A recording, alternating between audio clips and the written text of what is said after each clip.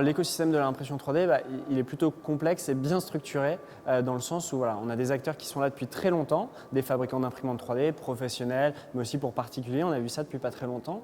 On va avoir des fournisseurs de matériaux, de consommables, comme on a la cartouche d'encre dans l'impression 2D, là on va avoir la cartouche de matériaux.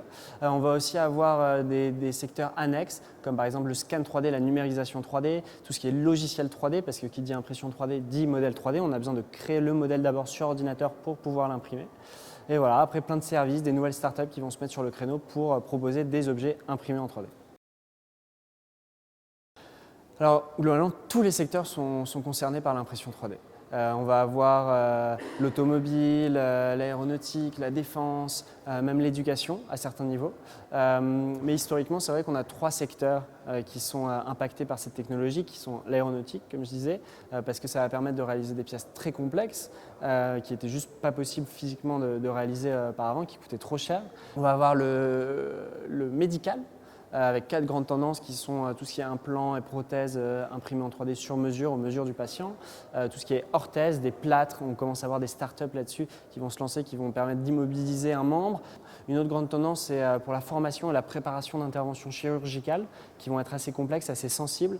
On va proposer aux chirurgiens d'imprimer une première version, donc ça peut être en plastique, en couleur, de l'organe qui va être opéré pour s'assurer du bon déroulement de l'opération. Et une dernière grande tendance qui est peut-être la plus spectaculaire, qui est le bioprinting, l'impression d'organes vivantes, qui est encore à l'étape de recherche et qui permettrait un jour, à partir de cellules humaines, de pouvoir imprimer des organes vivantes.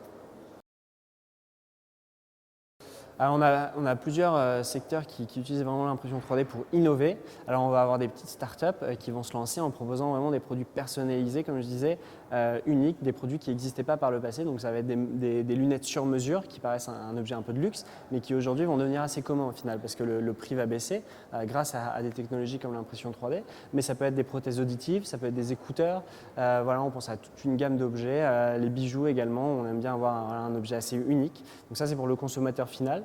Mais c'est vrai qu'après, on pense aussi à des pièces industrielles ou des pièces dans l'automobile, par exemple, avec l'idée de dématérialiser les stocks, de pouvoir n'avoir que le fichier numérique de l'objet et quand on en a besoin, de le sortir de cette base de données, de dire ok, moi j'ai besoin de ce phare de la voiture, je ne l'ai pas en stock dans l'entrepôt, mais par contre je vais télécharger le fichier et je vais l'envoyer à l'imprimante qui me l'imprimera en quelques heures.